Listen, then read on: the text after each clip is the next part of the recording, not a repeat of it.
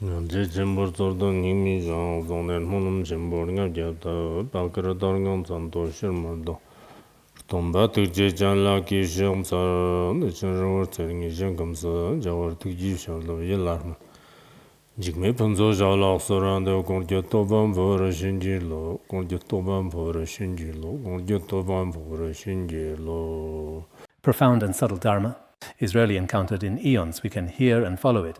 May we fully realize the Tathagata's meaning. To liberate sentient beings, please generate bodhicitta.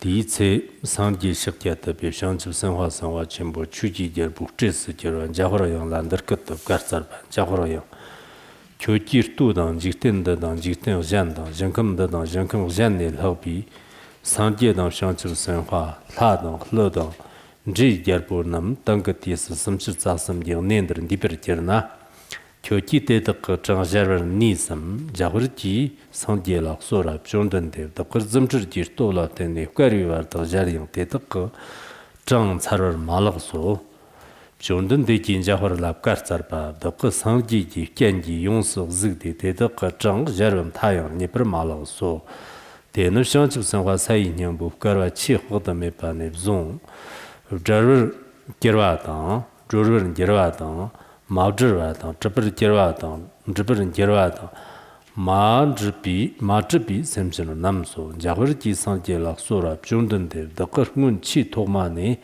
게위사와 야침보 쩐데 시럽 독밤에 바 용스 니네 상지지 송치다 잔다 럭버는 점버 니나야 제베 총월랍 쇼프 냔토당 라당 흘러당 데비지당 데비겠당 마음을 셈슨 남기 데비정스럽이 덴반역 지고 송대덕 투나강 태숨던 예를 예르접바고 예로하고 가테 기베 쇼르 종을 찌르장 그런데 뭐셔버 니바양 메페 데비정 셔베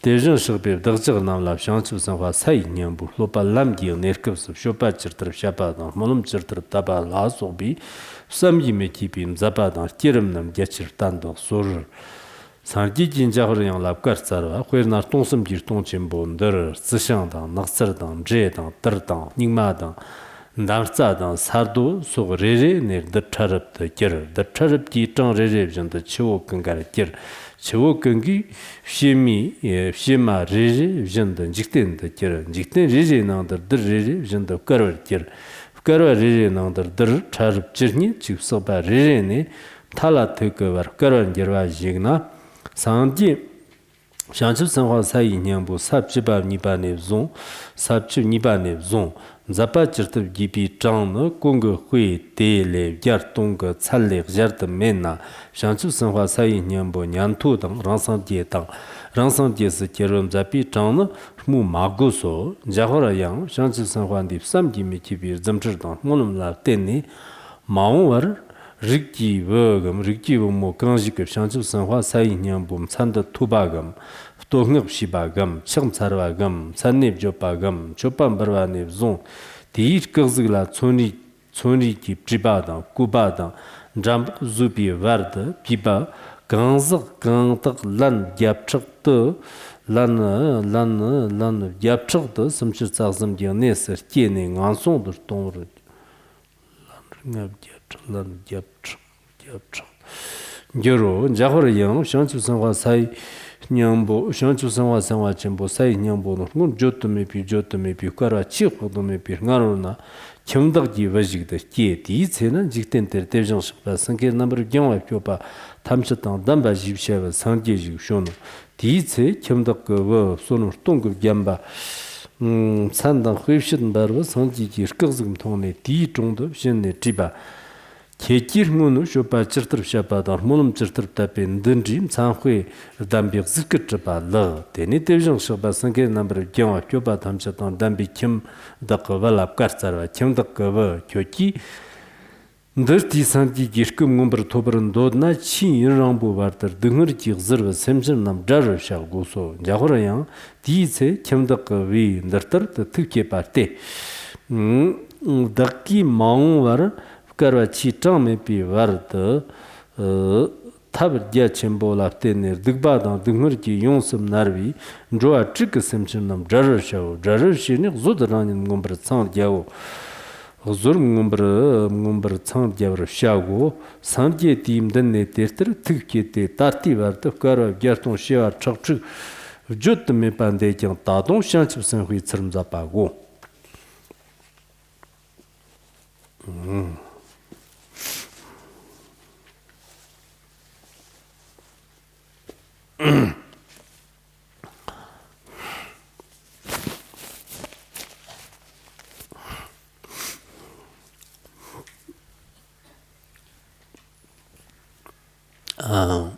We are talking about the profound Ksitigarbha Sutra.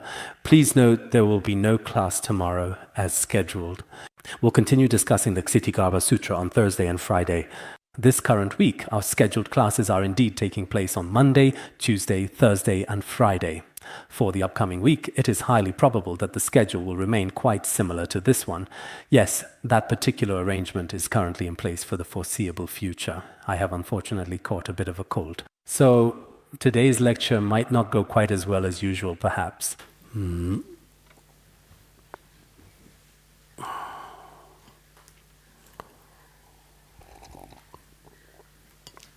Just yesterday, I remembered that someone once shared a piece of advice.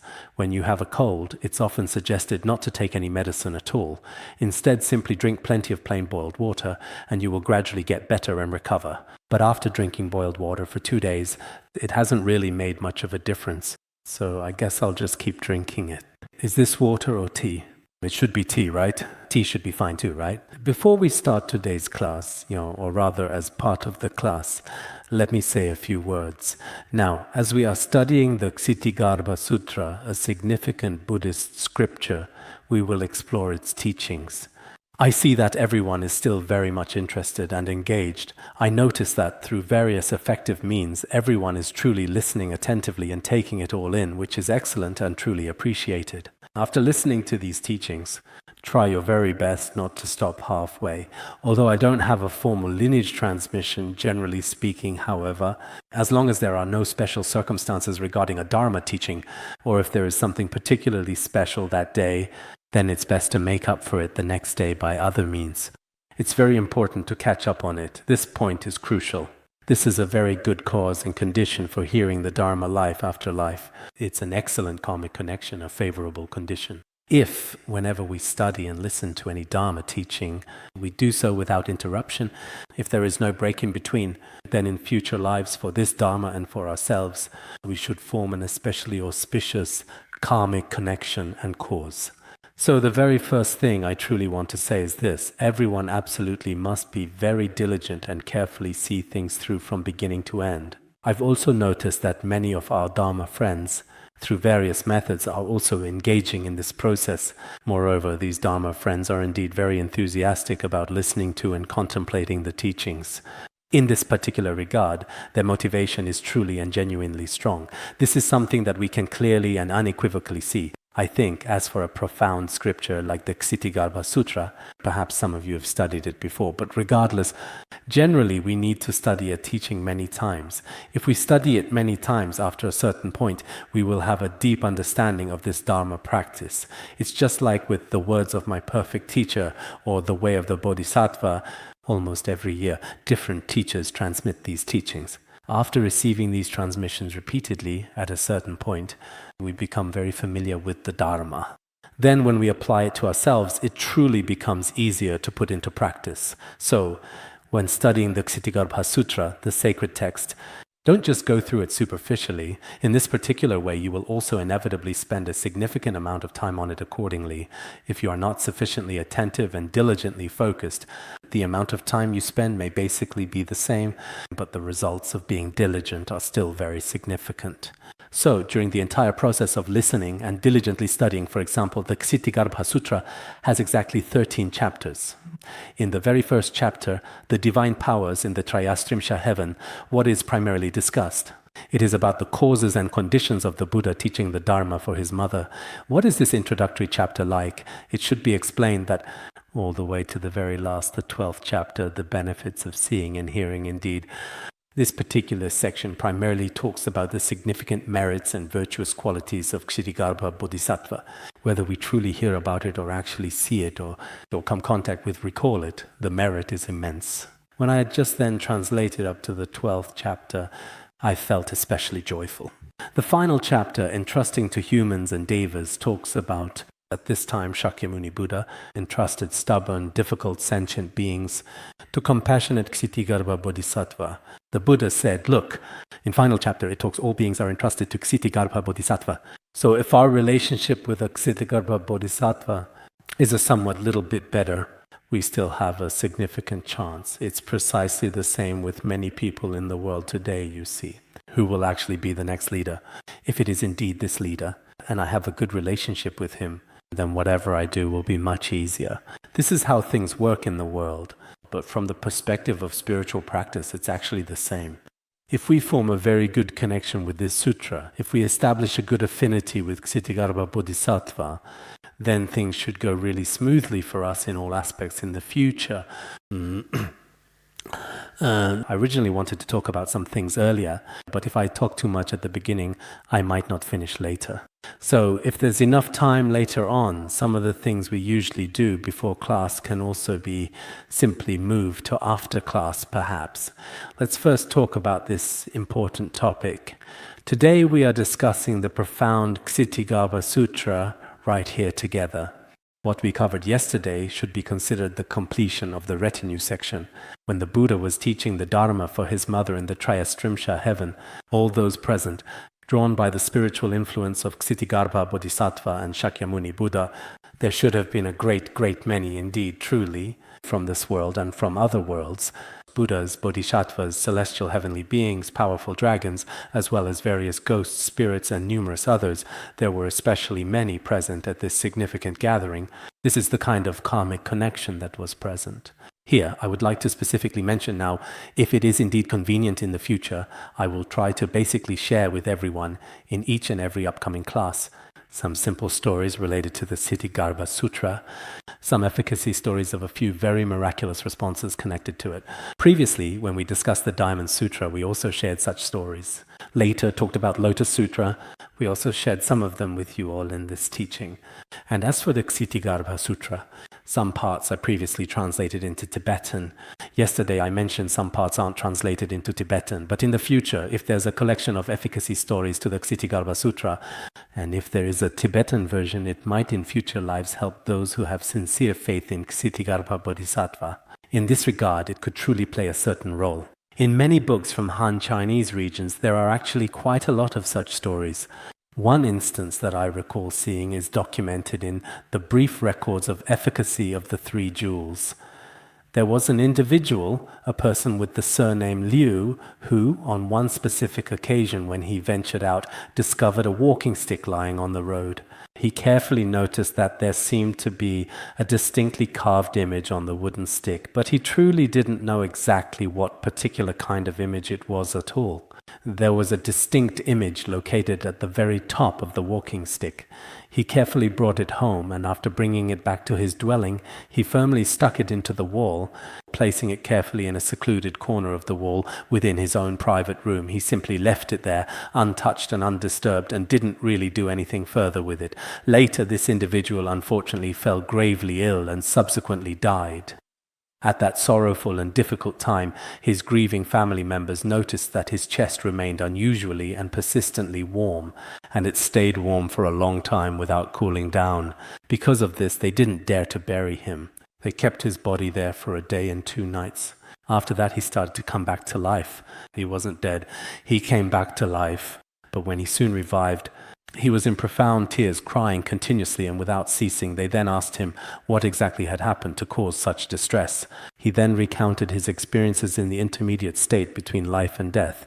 He said that when he arrived before the Lord of Death while in the bardo, at first the Lord of Death was extremely fierce in his demeanor. Then the king was preparing to pass judgment on him. At that very moment, a humble Shramana, a Buddhist monk, with a rather unimposing and unassuming appearance, quietly appeared. When this Shramana appeared, the Lord of Death immediately stepped down from his throne and bowed to him. He said, "O Venerable One, how did you come to be here?" Is there really something here that you actually need to accomplish right now? At this point, the Shramana said, I have come here mainly to save my esteemed benefactor. My benefactor has indeed arrived here. Why, may I ask, have you summoned him? You must, without delay, let him go. At this very moment, the Lord of Death, with a solemn expression, said to the Shramana, because this person's karma from his previous life has already been determined by his karma, and that is irreversible indeed. His particular immutable karma cannot be changed whatsoever. Then at that moment the Shramana said, when I was with Shakyamuni Buddha in the Trayastrimsha heaven in the past, when the Buddha expounded the Dharma to me, he said that I am indeed a bodhisattva who can truly transform even immutable karma. Therefore you can completely let him go now. Therefore, in this regard, we too can, when the time comes, clearly see in some parts of the Sutra of Ksitigarbha Bodhisattva's original vows that originally some of our immutable karma cannot be changed, but through the profound blessing of Ksitigarbha Bodhisattva, Ksitigarbha Bodhisattva has a special connection with the age of Dharma decline. There are several places in the Sutra of Ksitigarbha saying that Ksitigarbha Bodhisattva has a special connection with the sentient beings of Jambudvipa. I remember there are 2 or 3 such passages. So at that time, Shakyamuni Buddha also, when it came to immutable karma, it divinely gave him some unique and special permissions, bestowed upon him special blessings, or granted him certain extraordinary and specific abilities. So, having consequently said this is a sentence I inserted in the middle, because by relying on Ksitigarbha Bodhisattva, there are some powerful dharanis and mantras for transforming this immutable karma effectively. Everyone might also regularly recite them with devotion. At that particular time, the Lord of the intermediate state said clearly, the resolve of that truly venerable one was indeed unwavering, as solid and steadfast as Mount Vajra itself. Since that's the case, then I can let him go. Then the Shramana brought Mr. Lu back with him immediately. On the way back together, Mr. Lu finally asked in confusion, who exactly are you truly? What is going on with all this? Then he said to him, don't you even recognize my true identity? My very own image, clear and distinct, appeared prominently on your walk stick. At that precise moment in time, perhaps you were actually worshipping me, weren't you? But at that time, the form the Shramana manifested was ugly. In front of the powerful Lord of the intermediate state, he appeared rather undignified, indeed very ugly. They traveled together, and after a significant while, he eventually returned to the world of the living. During this particular journey, the Shramana suddenly and unexpectedly disappeared. When he suddenly and unexpectedly vanished, he had already re-entered his own body and returned to normal. Then, when he vividly recalled these past events, he felt that he must have relied on Ksitigarbha Bodhisattva. At that time he said, I am Ksitigarbha Bodhisattva when he came back. Then he felt that he was Ksitigarbha Bodhisattva himself. After that unsettling experience, he began to worship the stick with renewed devotion once again. This was because during the intermediate state, he had clearly seen a rather disturbing and truly ugly form. Consequently, he promptly invited a skilled sculptor to assist him once more to make a much better and more magnificent statue of Ksitigarbha Bodhisattva. He also converted his own personal home into a dedicated meditation hall and named it Dizang Yuan, which means Ksitigarbha Hall. This is precisely how the person originally described it. So in this particular case, we can understand that. What exactly should we understand? First, even if the statue of Ksitigarbha is not very dignified, it is still important. If we truly and sincerely value and deeply and reverently worship it. You see, this person didn't really worship it much, but Ksitigarbha Bodhisattva still regarded him as a revered benefactor and ultimately saved him. So even if our offerings are not especially dignified or grand, we must still be devoted in our worship of the Ksitigarbha statue. This is something that truly needs to be strongly emphasized. The second crucial point is, with the profound blessings of Ksitigarbha Bodhisattva, some of the negative karma we have unfortunately created and accumulated, some people might think, I have no hope now, and maybe things are very dangerous for me. Especially some of us who have recently been listening to the 50 verses on guru devotion, some Dharma friends have said, I once quarreled with a certain guru. Now I feel like I have no hope left, but actually, just having an argument doesn't necessarily mean you'll immediately fall into a lower realm. However, there are indeed some very serious immutable karmic results. If karma is definite with the blessings of Ksitigarbha Bodhisattva, you absolutely will not fall into lower realms. This is something that we truly need to fully understand as the second important point. The third crucial point is that this particular person, even if he hasn't made any physical offerings, as long as we possess faith, if we diligently make offerings and engage in prayer with profound respect and sincere faith, then the resulting spiritual merit and positive karma generated is even more incredibly vast and utterly inconceivable. So, from these three aspects, I think whether it's your profound enthusiasm for the Ksitigarbha Sutra or your deep interest in the Ksitigarbha Dharma practice, you absolutely must cultivate it. This is indeed very important and truly significant. I also truly and deeply think that everyone present here today, no matter what your current status is, you must, within the profound Buddhist teachings, find a few specific areas where you personally experience and genuinely understand a unique response or develop unique faith. This is very important because everyone has different capacities. Some people may study the teachings on impermanence, which are very helpful and reassuring for you. For others, studying renunciation is especially beneficial, and for some, Ksitigarbha Dharma practice is particularly helpful. For its non-dual emptiness teachings of Dzogchen that are very truly beneficial for you. Whatever you personally feel is indeed especially more beneficial to you, you must go deeper into practicing it again and contemplate it more deeply. In this way, this Dharma will truly bring significant changes to your entire life. And in the future, it will also bring you great transformation and benefit. Otherwise, if we approach all the teachings in their entirety just by listening when it's time to listen and studying when it's time to study, do you actually feel anything? No, you don't feel anything at all. Did you gain anything from it? No, nothing at all. It's just like when we were in school before. Some students would fail this subject and fail that subject too, failing everything, but they were still diligently studying. For example, they weren't interested in any subject whatsoever at all. Some students, however, are remarkably confident in physics in particular, even if their grades aren't good. Some are especially confident in chemistry or mathematics. If you have a certain amount of confidence in this, I believe you will definitely gain something from it. So it's the same when we study the Dharma. If your capacity is quite good, then whether it's renunciation or bodhicitta or the contemplation of impermanence of life, contemplation of emptiness or great compassion, you'll be able to practice any Dharma very well. But there aren't many people like this. Some people in certain aspects or states are especially outstanding and obvious. Of course, this is the best situation. Even if you can't be like that, even if it's just one Dharma practice, for example, the contemplation of impermanence, if you always feel that, the contemplation of impermanence is something I should really focus on, then in that case, your practice will indeed make great progress in the contemplation of impermanence. So I truly think when each and every one of us studies and learns, at the very least, we should thoroughly study one or two practices very deeply. In this way, your practice will be successful.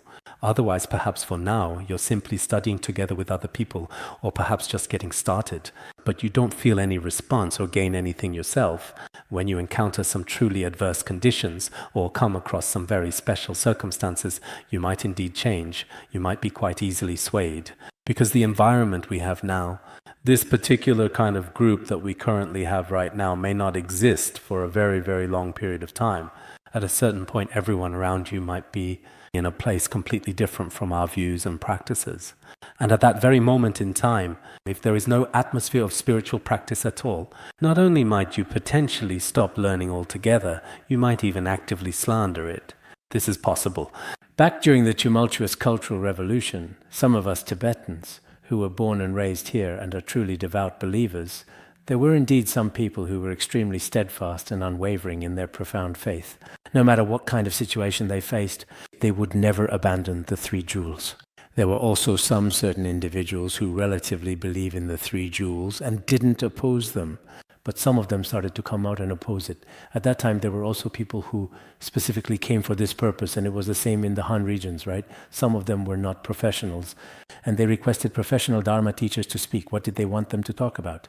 The three jewels have no blessings. Samsara doesn't exist. Past and future lives don't exist. They wanted them to specifically teach this kind of doctrine. Some people absolutely refused, unwilling to explain these ideas to you. But some individuals were especially willing, personally volunteering their time, saying, yes, I'll gladly do it myself. And when they gave these kind of talks, I actually attended such a class myself. Back when we were living in Shanglo, I was diligently herding yaks at that particular time. Once upon a time, I went to a relative's house, a very familiar place. We stayed there for the night, went to play some games, and my parents readily agreed. Then I was informed that there was going to be a meeting scheduled for that very evening, so I was required to go and attend as well. Present at this gathering was an individual who, I believe, had at one point held the position of being a monk. That particular person started to speak, and I carefully listened to him. On one hand, he was holding a very important meeting at night, and during the meeting he began to talk. Something like, the three jewels have no merit, Buddhism is superstition. He kept talking and talking. I truly and deeply didn't want to accept the situation in my heart. I genuinely felt a very strong urge to say something, anything at all, to him, to express my thoughts and feelings. However, my aunt, who was present there with me at that very moment, my mother's older sister, is referred to as aunt. Isn't that right? I told her quietly, should I say something to him directly? She kept nervously pinching me hard and said urgently, absolutely not. It's extremely dangerous indeed. So thinking back on it now, clearly today, at that time some people really were genuinely like that. If others indeed asked them to say these things, they were quite willing to do it themselves too. Because during the process of learning before, even though he would say it verbally, he used to say, good deeds are rewarded, evil deeds are punished. He also used to tutor others before, or so I heard. Later on, he also explicitly stated that there was absolutely no cause and effect. He would indeed say that too. He was very good with words, really eloquent. But in reality, in his heart, when it truly came to faith in the three jewels, he didn't have that true, decisive and unwavering confidence in the three jewels. So when it comes to some of our Dharma friends now, this is how I clearly see it. If you never really had this habit ever since you were young, if you never developed this kind of tendency, and then due to various causes and conditions, some people have their renunciation from a past life awaken. Some just happen to get into an argument with someone and then start learning Buddhism. There are all sorts of situations like this. For people like this, their faith is unstable. If something like this happens in the future, we might change. Of course, what is actually the main reason we wouldn't change? It's because we ourselves have deeply rooted views and faith that are not easily changed. So I think everyone should have a deeply rooted and comprehensive understanding and views. This is indeed very important. Now, let's officially begin our discussion.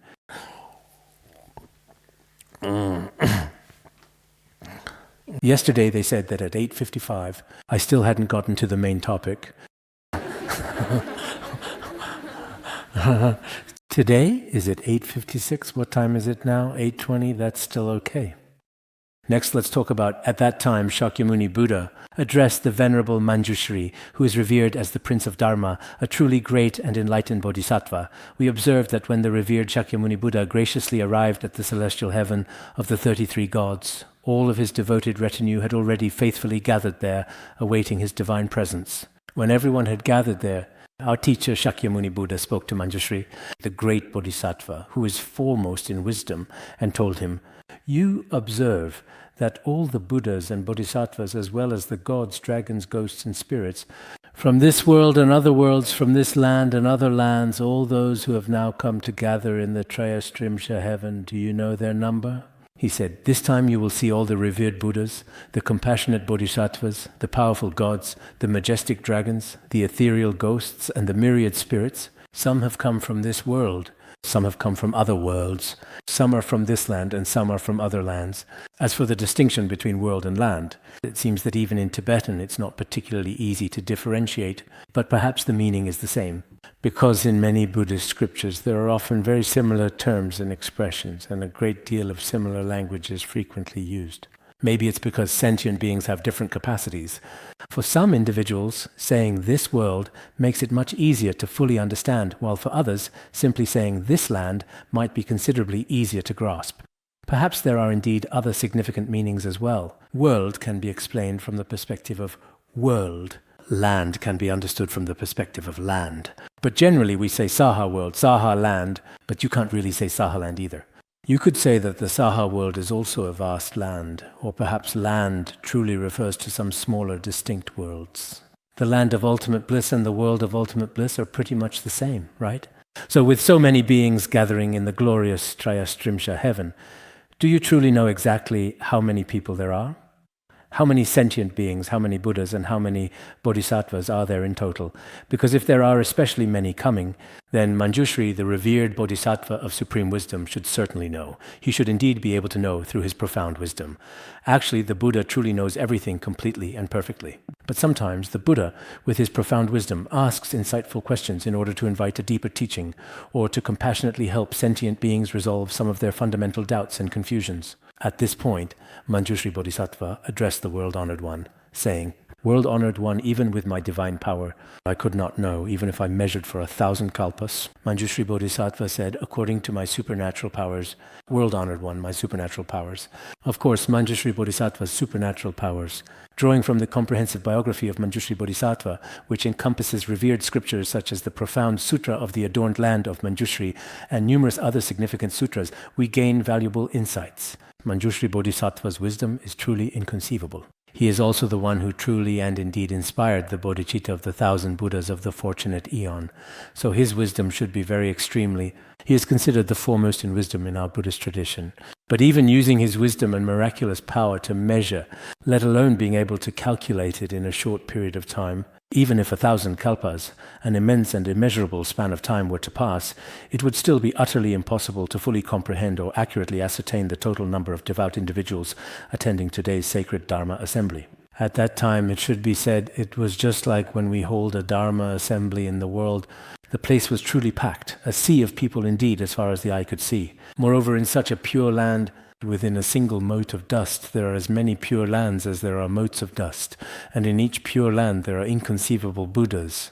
Just as it is described in the Aspiration of Samantabhadra chapter, within a single mote of dust there are as many pure lands as there are motes of dust. And within each pure land there are also unimaginable, inconceivable Buddhas, Bodhisattvas, and other sentient beings. So with such a worldview, sometimes our deeply ingrained and often subtle discriminating thoughts truly are very challenging and profoundly difficult to fully comprehend or fathom. Everyone should be absolutely clear and fully understand this crucial point. At that time, Manjushri Bodhisattva said, "I can't possibly know. It must be an extraordinarily large number." So at this moment, sometimes our dualistic thinking can be very much so, or our discriminating mind. Our sense faculties are also very difficult to measure. The non-discriminating wisdom of the great Manjushri Bodhisattva is already hard to fathom. So our own discriminating thoughts are even more quite unfathomable. So sometimes, perhaps, on occasion, it might be the case that certain situations arise or specific events unfold, leading to inconceivable possibilities. The states of Buddhas and Bodhisattvas are also inconceivable, even some of our great masters and eminent monks. The scenes of them turning the wheel of Dharma I also find to be inconceivable. For example, His Holiness Jigme Phuntsok Rinpoche, the wish-fulfilling jewel in the past, for instance, in Tibetan area in 1993, at the foot of Larungar, near main entrance, a grand Amitabha Dharma assembly was held there. At that time, it was widely said there were hundreds of thousands of people. Now, looking at the old photos, it really was an enormous crowd indeed. Back then, communication was not very convenient at all, you see, and transportation was not particularly accessible either. Information was also especially limited, but when all of the absolutely right causes and conditions came together in our human world, it was truly, sometimes it was really hard to imagine at that time. Now, in Tibetan area today, such scenes are everywhere around us, and back then the roads were especially inconvenient and difficult for transportation. Even now, when sometimes I look at these photos myself, I wonder why so many people had gathered at that particular time. So, what we actually see with our ordinary naked eyes are just the human beings physically present at that specific moment. Besides them, however, there were also some tertons, eminent monks and great masters. When they turned the wheel of Dharma, there would definitely be others invisible to our naked eyes, whether they were spirits, celestial beings, or nagas, or yakshas, including the powerful asuras as well. There would be all kinds of sentient beings present, such as devas, nagas, and gandharvas. So when we usually hold these sacred Dharma assemblies, these spiritual gatherings, if you look at the historical records of how many people attended in the past, generally the numbers reported tend to be higher. If there were 100 people, you'd say there were 1,000 participants. Why? Because there would definitely be 1,000 sentient beings. If we don't include them in the count, they might feel a bit unhappy. So in the past, many eminent monks and highly respected great masters often stated that the reported numbers of practitioners or achievements would be considerably higher than what was commonly perceived, and there was a profound and significant reason for this particular observation.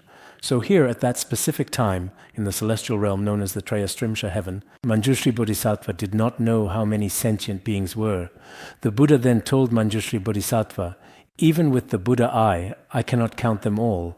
He said, "It's not just that you don't know. Even I, as a Buddha, with the profound Buddha eye, the insightful wisdom eye, and the physical flesh eye, the Buddha truly possesses all 5 essential eyes. But even with the Buddha eye that comprehends all phenomena, whether in the ultimate or conventional sense, if I observe with the Buddha eye, then this number is still truly countless." At that particular time, it was truly an especially grand and solemn scene indeed. Even the Buddha's wisdom is immeasurable. So what does all of these refer to here? It refers to the sentient beings whom Ksitigarbha Bodhisattva has, since countless eons ago, already liberated, is liberating and has yet to liberate, attained accomplishment, will attain accomplishment, and have not yet attained it, because there are so many, I think. Some of them are due to Shakyamuni Buddha turning the wheel of Dharma. Not all of them are necessarily related to Ksitigarbha Bodhisattva. Some of them are here because of the Buddha's majestic and perfect merits. Such venerable ones who have completely severed delusions and attained perfect realization when they come to turn the wheel of Dharma. Many may have come specifically for the Buddha at that time, but it's also partly due to the important reason that the Buddha is for manifesting and extolling the virtues of Ksitigarbha Bodhisattva. He said, "I also cannot count them all. But why have so many sentient beings come today? It is mainly because of our Ksitigarbha Bodhisattva. He has, since a very long time ago, for an especially long period of time, already liberated these sentient beings, many of whom may have already attained Buddhahood by now. Among the Buddhas and Bodhisattvas in front, quite a number of them liberated by Manjushri Bodhisattva, but most by Ksitigarbha Bodhisattva. Because at Ksitigarbha Bodhisattva's Dharma assembly, many were likely liberated by Ksitigarbha Bodhisattva. Some are being liberated now, others are yet to be. He is liberating those with current karmic connections and will liberate others. There are some who, relying on the power of Ksitigarbha Bodhisattva, have already attained accomplishment, and others who are in the process of attaining or will attain in the future. All of these have come to our sacred assembly here. This is what the great Buddha told Ksitigarbha Bodhisattva personally, regarding all those beings actually present at the important assembly. Whether they are enlightened Buddhas and Bodhisattvas currently attending the Dharma assembly, as well as the intricate karmic connections of other devas, dragons and yakshas, which are thoroughly explained here. Afterwards, Manjushri Bodhisattva then continued to address the Buddha, saying, "World-honored one, in the past I have already, because I have cultivated and have long nurtured wholesome roots, Manjushri Bodhisattva, with regard to the 1,000 Buddhas of the fortunate eon, many were inspired to bodhicitta because of Manjushri Bodhisattva. If he was the one who inspired them to arouse the mind of enlightenment, then his cultivation must have been extremely long-lasting, a truly vast and far-reaching spiritual practice. Therefore, he has already attained this kind of unobstructed wisdom. So in this way, upon hearing the Buddha's words, one should accept them with faith." He said, "I have been cultivating wholesome roots since countless eons ago. Because of the reason of cultivating wholesome roots, I now possess unobstructed wisdom. And because of this unobstructed wisdom, all that the Buddha has spoken of, including the fact that so many retinues have gathered here just now, are all related to Ksitigarbha Bodhisattva. As for these principles, it is because of my good spiritual practice in past lives today I have wisdom and can fully accept this. However, there are individuals of the Shravaka path, the 8 classes of Devas and Nagas, and future sentient beings who cannot accept this. This point is very important indeed. Some of us may be able to accept Buddhist doctrines, whether it's karma or emptiness, we can accept these principles, but there are some things we cannot accept. Those with particularly strong wrong views and deep-seated prejudices, no matter how many times you explain it, it only gets worse. What is the reason for this? It is related to one's past lives. Take Manjushri Bodhisattva. Why does Manjushri Bodhisattva have so much wisdom in this life? Whatever the Buddha says, he can immediately accept it. Why is that? Because of causes from past lives. It's the same among the Dharma friends present here today. Some people, when you explain the principles of the Dharma to them, They accept it very easily, without any doubt at all whatsoever. All these Dharma methods are very much in complete accord with them. They can immediately immerse themselves in that state. But for some people, not only can they not accept it themselves, it even becomes a significant and serious cause for slander, because after attending just a few initial classes, they inevitably start to truly lose their trust in the Buddha and the profound teachings of Buddhism from that moment on, and consequently have absolutely no faith at all. They even go around actively slandering it every single day in various different settings and situations. What is the reason for this? On one hand, it may be related to our current education, and our present lifestyle habits also play a certain role. But most importantly, whether sentient beings have wrong views or right views in succession is actually very much connected to the causes and conditions from past lives.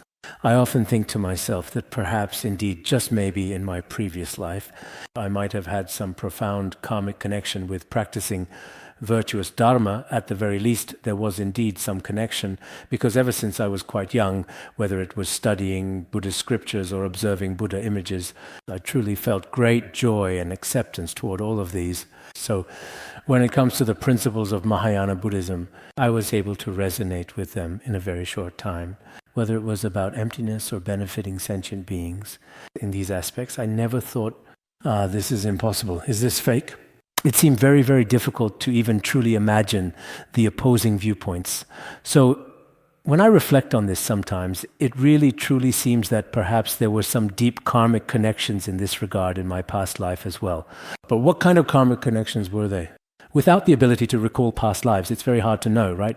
Similarly, I think among all of us here today, some people resonate deeply with the teachings on emptiness, including the inconceivable states of bodhisattvas like Ksitigarbha. Whenever these topics are brought up, they feel a strong connection to them. This is precisely how it should be understood. Wow, everyone is so incredibly delighted. You could even say they're absolutely ecstatic. But for some people, just as I mentioned earlier, they simply cannot accept it at all, not in the slightest. So Manjushri Bodhisattva also said, "As for me, I have practiced quite well, so my wisdom is also pretty good. Therefore, all these things that you, Buddha, have taught, for me there is absolutely no problem at all. No problem, I can accept them. But I do have some doubts. What am I doubtful about? Some of the Shravakas who have attained the fruits of the Hinayana, as well as the worldly beings among the 8 classes of Devas and Nagas, such as dragons, Divas, Yakshas, Rakshasas, and Garudas. These are the beings among the 8 classes of Devas and Nagas. And there are also some beings of the future, those present here now and those who will come in the future." At that time, Manjushri Bodhisattva had some doubts. In the future, in the Saha world and in various places, there will be some beings, and among them some will have quite severe wrong views, even though they have heard such true words from the Tathagata, and even after having seen and learned the profound and authentic teachings of the Tathagata, they will inevitably begin to develop questions and uncertainties. Indeed, they will certainly harbor doubts and skepticism. Suppose for the time being they outwardly accept it with respect. But there's absolutely no guarantee that in the future they won't slander it at all.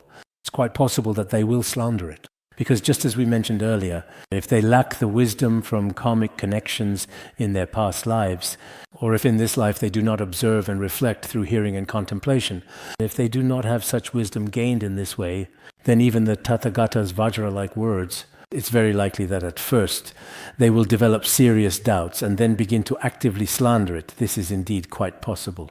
So here he is asking whether it is possible for the Buddha to tell Ksitigarbha Bodhisattva about the entire situation from the causal ground. This point is indeed just as I mentioned earlier.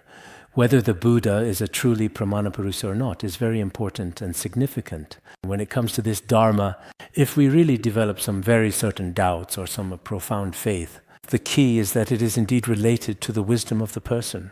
If there really is a genuine reason to doubt, then we should indeed have significant doubts. But if there is absolutely no reason whatsoever to doubt, and he truly is expounding the true nature and the ultimate reality of all phenomena, but we still harbor doubts in this case. In fact, this is an entirely irrational, profoundly inverted, and fundamentally wrong view. So just yesterday I also specifically mentioned the profound wisdom found in the 400 verses, which says, "If you have doubts about the profound teaching spoken by the Buddha, you can rely on the signless emptiness to give rise to unwavering faith." Yesterday, some of us received the verse about the 2 pens. This is very important. Today I am also emphasizing this to everyone once again. I heard that yesterday, although some people could recite it from memory, but they were simply too timid and did not speak up at all.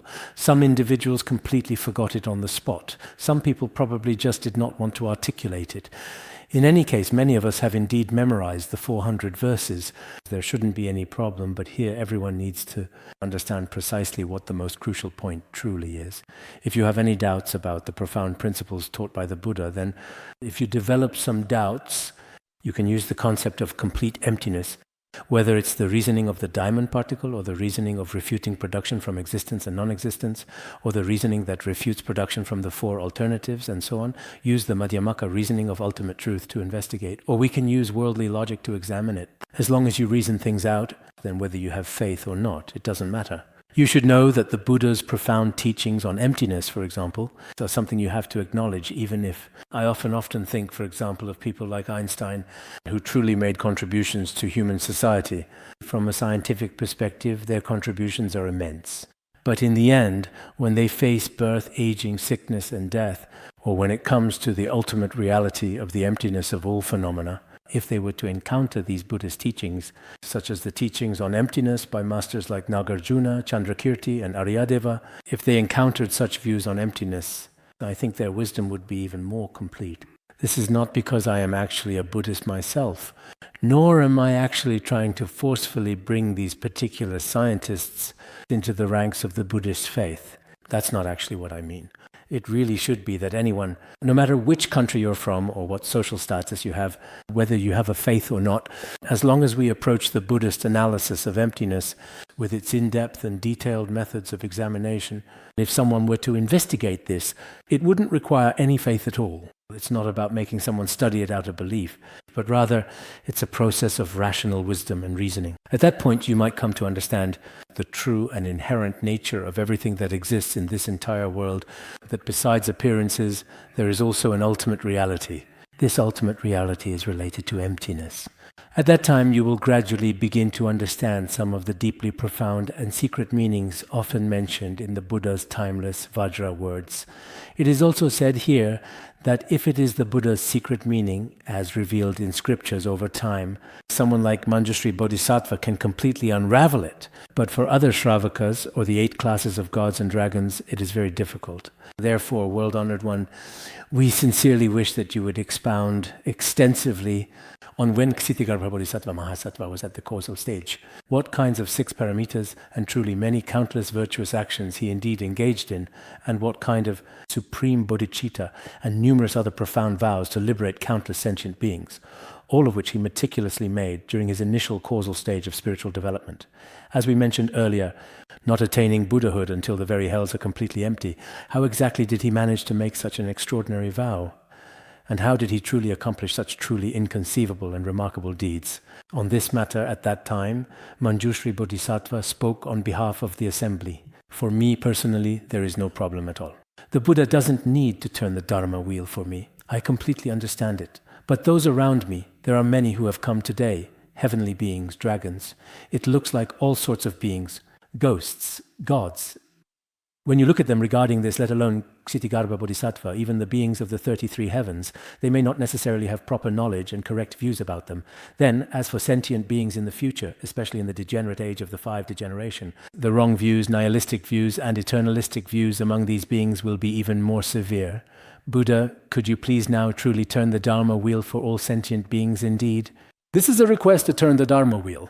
Manjushri Bodhisattva, who represents the collective aspirations of all sentient beings, respectfully requests the Buddha to extensively and compassionately turn the Dharma wheel. At this significant moment, the Buddha then thoughtfully said, the Buddha first used a very insightful and illustrative metaphorical way to explain that Ksitigarbha Bodhisattva, since beginningless time or through countless lifetimes, has made solemn and great vows for all sentient beings to accomplish many truly meritorious and profound deeds for their ultimate well-being. Then it talked about Ksitigarbha Bodhisattva's previous past lives and how he originally made his vows. Today, let's talk about these 2 topics. First, let's discuss the very first topic here. We need to understand that Ksitigarbha Bodhisattva is, many of us might initially think of Ksitigarbha Bodhisattva as, so Ksitigarbha Bodhisattva is from Mount Jiuhua, a prince from the ancient and historically significant Korean region who then journeyed here and eventually became a devoted spiritual monk. In the end, he became a flesh-body bodhisattva. Since then, there have been many, more than a dozen flesh-body bodhisattvas at Mount Jiuhua. This is what people think Ksitigarbha Bodhisattva is like. His sacred site is Mount Jiuhua. Many people have a rather simplistic view of this, and they wonder, what year in the Common Era was this? At that particular time, Ksitigarbha Bodhisattva, actually, this is just a very, very one-sided piece of historical information. Ksitigarbha Bodhisattva indeed is... We're not saying that Mount Jiuhua isn't Ksitigarbha Bodhisattva's sacred site. That's not what we mean. But if we only see Ksitigarbha Bodhisattva as just a simple prince who became a monk, if there is no history before that happened, then that's just a very one-sided perspective. So we really need to consider this. Why exactly did I translate the biographies of the 8 great bodhisattvas? Many people think that Manjushri Bodhisattva is very wise, a bodhisattva who was by Shakyamuni Buddha's side. And as for Ksitigarbha Bodhisattva, he was just a monk from our Mount Jiuhua. That's all there is to it. Other than that, if there are no deeper, more comprehensive biographies available, then that is truly unreasonable. For now, we can say this is the place of practice. In the past, His Holiness Jigme Phuntsok Rinpoche wanted to go to Mount Wutai. The first time we went, we only visited the sacred Mount Wutai and the beautiful Mount Eimei. Then the second time we went in the year 1997, originally in His Holiness's comprehensive and detailed plan, we would first go to the revered Mount Jizu, and then proceed to the serene Mount Putuo, then to Mount Jiuhua, and finally to Mount Wutai. Back in the year of 1997, we still had this particular original plan, but we first embarked on the long journey to sacred Mount Jizu, and after making the pilgrimage, after finishing at Mount Jizu, we went to Mount Putuo. After Mount Putuo, when we were preparing to go to Mount Jiuhua, at that time the conditions were indeed not sufficient. We were told that approval had not been granted. So, unfortunately, we were unable to visit the magnificent Mount Wutai and the revered Mount Jiuhua. We had already visited Mount Eimei on a previous trip. Yes, at that time, we originally wanted to make pilgrimages to all 4 sacred mountains, but we couldn't complete them. What was I just about to say? Our connection with Mount Jiuhua, you could truly say, is also deeply due to Ksitigarbha Bodhisattva. But more importantly, if you look at Ksitigarbha Bodhisattva, to use a metaphor to explain, he told Manjushri Bodhisattva that the Ksitigarbha Bodhisattva, over many countless lifetimes, has benefited a number of sentient beings that is incalculable. How is it incalculable? Let me use a metaphor. This metaphor is hard to understand. Everyone should pay attention. For example, the 3,000,000 worlds. Students who have learned the Abhidharma Kosha know the concepts of 3,000 small, middle, and great thousand worlds. Now, in the 3,000 great thousand worlds, all the grasses, trees, and forests, as well as rice, hemp, bamboo, and reeds, and also towering mountains, solid stones, and so on, down to the very tiniest specks of particle within the vast 3,000 great thousand worlds, there must be an absolutely enormous and truly vast number of all these countless things. Now, if we meticulously count each and every single one of these distinct things, whether it's a minuscule speck of particle, a small smooth stone, or even a tiny verdant patch of forest, if we carefully treat each individual material thing as one distinct unit, this would actually truly be considered as one Ganges river. Then, each Ganges river truly contains innumerable tiny grains of sand. And if we treat each grain of sand in the Ganges as a world, then in each and every one of these countless worlds, there are also innumerable specks of particle. And in every single world, there must be innumerable specks of particle, indeed. So if we treat even a single speck of particle as one kalpa, just now we journeyed from the tiniest speck of particle all the way to the profound concept of time, and then these vast and intricate worlds. As we said earlier, each grain of sand becomes a world, and in every world there are countless specks of particle. And if we treat each speck of particle as one kalpa, then within such a single kalpa, there are also countless particles. If you think about a single kalpa, from 1 month to 1 year, then to 100 years to 10,000 years, within such a single kalpa there are countless realms, countless specks of particle, and if each speck of particle is also counted as a kalpa, if we calculate it in this particular way, then you should clearly understand this particular method of calculation, right? With this kind of calculation, whether we're just talking about time or about how, over countless lifetimes and kalpas, Ksitigarbha Bodhisattva has worked to liberate sentient beings, the number in this undertaking. Isn't that obvious? But if we use either the number of his deeds or the span of time, if we calculate from two aspects, it's easier to grasp. This number is truly inconceivable. It's extremely vast. This number refers to the time since Ksitigarbha Bodhisattva attained the 10th bhumi. We're not talking about how many, since he attained the first bhumi, or since the second bhumi, all the way up to the 9th bhumi. Those aren't truly counted, only from the 10th bhumi onward. Indeed, ever since he attained the 10th bhumi, he has been considered truly enlightened. Whether it's the beings he has liberated or the amount of time involved, it is 1,000 times greater than the previous analogy, let alone Ksitigarbha Bodhisattva. If we consider the entire long period of time since he was a Shravaka, or since he was a Pratyeka Buddha, or even when he was still an ordinary being, during the path of accumulation or the path of preparation. If we calculate the time he spent liberating sentient beings during those periods, then it is truly, truly inconceivable. It's beyond words, beyond description. It's something we can hardly imagine. Because in Mahayana Buddhism, either people who lack wisdom entirely, they are able to accept it. They think, oh, maybe that's how it is, since they don't have the capacity themselves, or it's those with great wisdom who can accept it. But people in between often have many profound doubts. I don't know about everyone here today. When it comes to numbers and analogies like this, the number since Ksitigarbha Bodhisattva attained the 10th bhumi, the time spent saving sentient beings, or the number of sentient beings saved, the numbers used to describe all things in the 3,000 great thousand worlds, when used as analogies, are also truly unimaginable. Within the ordinary discriminating thoughts of us common people, it's simply impossible to even imagine. Not to mention how many kalpas, how many eons, even just within a single world. How many particles are there in total? If each of those particles became a Ganges river, and then each Ganges river had its sands, how many would that be? We simply can't comprehend it. Just like at the end of the Entering the Middle Way treatise, many powers of a bodhisattva's merits can't be measured by any other means. It's like trying to calculate with particles or even nayutas. So it's extremely difficult to truly quantify. This is what the Buddha explained to Manjushri Bodhisattva. As for Ksitigarbha Bodhisattva, let's carefully talk about who Ksitigarbha Bodhisattva is exactly. Ksitigarbha Bodhisattva is actually the one from the ancient Silla kingdom historically, named Kim Gyogak, right? Yes, the renowned Prince Kim Gyogak himself. So there was only one like him back then at that time. In such and such a year of the Common Era, he was there and attained enlightenment. If Ksitigarbha Bodhisattva is him, then maybe our Ksitigarbha Sutra is still... He was truly one of Ksitigarbha's many incarnations there, at that very place. But the true Ksitigarbha Bodhisattva, if you count the number of beings he has liberated over countless lifetimes and eons, then it's probably not just Kim Gyogak, many, many more. There are thousands upon thousands of Kim Gyogaks, and that's just how it is. Everyone should be clear about this point as well. Now, moving on to the next important part, Manjushri, this Bodhisattva's incredible miraculous power.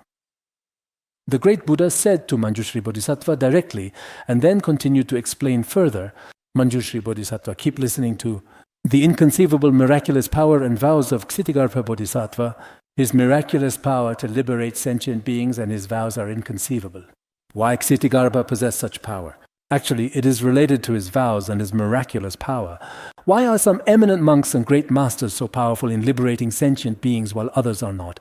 What is the reason? It should be directly and profoundly related to their immense miraculous power and solemn sacred vows. Otherwise, among people who are the same, why are some so powerful, while others are not powerful at all? Why is that? They eat the same food, so why is there a difference?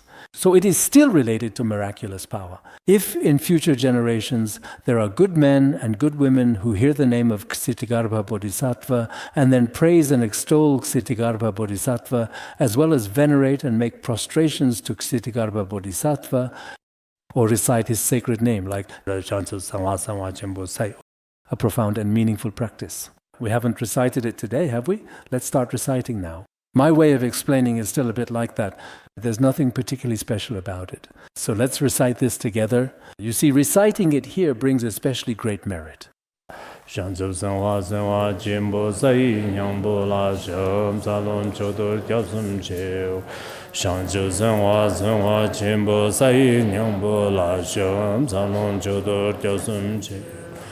Shangju Senhua Chenpo Sai Nyambo La Shang Canon Chodor Kyosum Chi Shangju Senhua Chenpo Sai Nyambo La Shang Canon Chodor Kyosum Chi Shangju Senhua Chenpo Sai Nyambo La Shang Canon Chodor Kyosum Chi Senhua Chenpo Sai Nyambo La Shang Canon Chodor Kyosum Chi Shangju Senhua Chenpo Sai Nyambo La Shang Canon Chodor Kyosum Chi Shangju Senhua Chenpo Sai Nyambo La Shang Canon Chodor Kyosum Chi Shangju Senhua Chenpo Sai Nyambo La Shang Canon Chodor Kyosum Chi Shangju Senhua Chenpo Sai Nyambo La Shang Canon Chodor Kyosum Chi Shangju Senhua Chenpo Sai Nyambo La Shang Canon Chodor Kyosum Chi O Sai Nyambo Juji Tukye Dom Zabar Monom Jinze Nibi Lame Ishi Jamzhi Jinzha Tenja Kunur Dongson Gyur Sho. Here it clearly says, hearing his sacred name, praising or revering him, paying sincere homage, or reciting his name, or making offerings, such as offering beautiful, fragrant flowers, aromatic incense, brightly burning lamps, and other similar devotional items. Indeed, some talented artists employ a vibrant array of colorful, richly pigmented, and multicolored paints, utilizing a vast spectrum of hues and shades to meticulously create intricate tankas and beautiful paintings. Furthermore, there are also highly skilled sculptors who dedicate themselves to crafting detailed and expressive carvings. They carefully carve on traditional wooden boards, or specifically for printing scriptures traditionally, carved, engraved, sculpted in this ancient way by hand with devotion. And there are also exquisite lacquer sculptures created by some highly skilled sculptors as well, who meticulously sculpt these intricate and beautiful images. Some carefully make these images out of clay or use some of the new modern materials nowadays available, like PU and all kinds of different materials to make them, or some sacred bronze statues, precious gold statues, carved stone statues, and so on, skillfully with devotion. Today I am also presenting here for everyone a truly dignified and revered statue, a magnificent and sacred statue of Ksitigarbha Bodhisattva. There are all kinds of such images in various forms and manifestations, and I will talk about many of them below. So whether it's from the ancient Chinese tradition or the profound Tibetan tradition, we can observe similar patterns. If it's a statue of Ksitigarbha Bodhisattva, if we humbly make devout offerings, reverently worship, or meticulously create such a sacred statue, then in this profound and meaningful way, a person will, for a full 100 lifetimes, be continually reborn in the Trayastrimja heaven, and this person will truly never ever fall into the lower realms. Not into any of the 3 lower paths, such as the realms of hell, the suffering of hungry ghosts, or the existence as animals. Indeed, the profound Ksitigarbha Sutra possesses the power to genuinely save a multitude of sentient beings from their suffering. This is precisely what I believe. When we have sufficient time, we should diligently read and recite this sacred text ourselves. There is a Dunhuang version of the Buddha Speaks the Ksitigarbha Bodhisattva Sutra, which is a very short scripture, and in this particular scripture, it is now carefully housed in the National Library of France, and it should be considered a relatively early handwritten version. This scripture also mentions that if we sincerely recite the profound Ksitigarbha Sutra, or devoutly uphold the sacred name of Ksitigarbha Bodhisattva with unwavering faith, then after this person peacefully passes away from this world, they will assuredly be reborn into the glorious Pure Land of ultimate bliss. Many of us aspire to be reborn in the Pure Land ultimate bliss, and we do so by reciting the Ksitigarbha Sutra, or upholding Ksitigarbha's name. This is very important. Or if we wish not to fall into the lower realms, not falling into the lower realms for us is an important safeguard.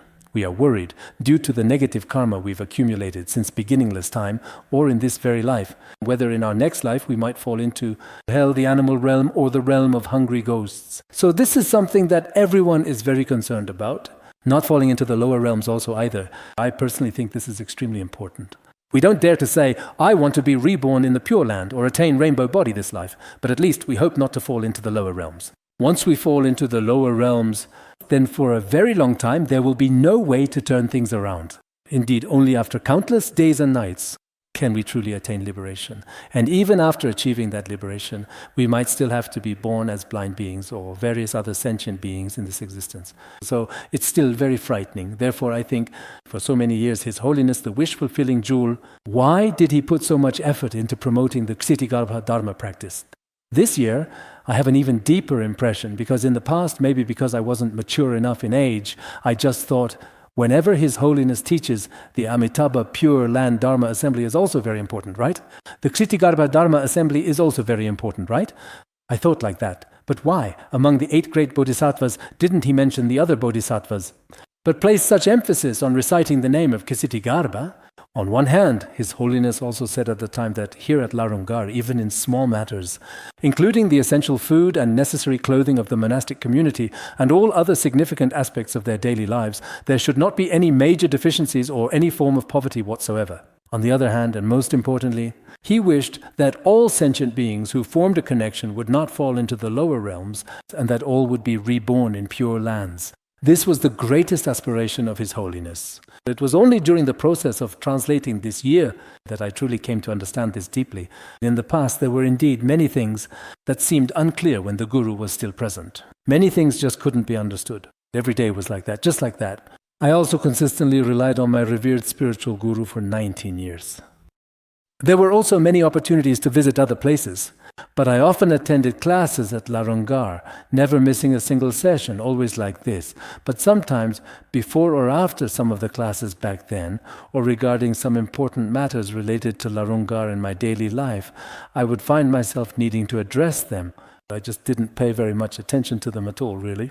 Now that the revered Guru is no longer physically present in this world, I truly begin to realize, there were such incredibly profound and meaningful connections established here. At that particular time, I would come to fully understand this is what is being discussed and contemplated here. For the moment, let's simply leave it at that for now. As long as we don't fall into the lower realms, that's already very good.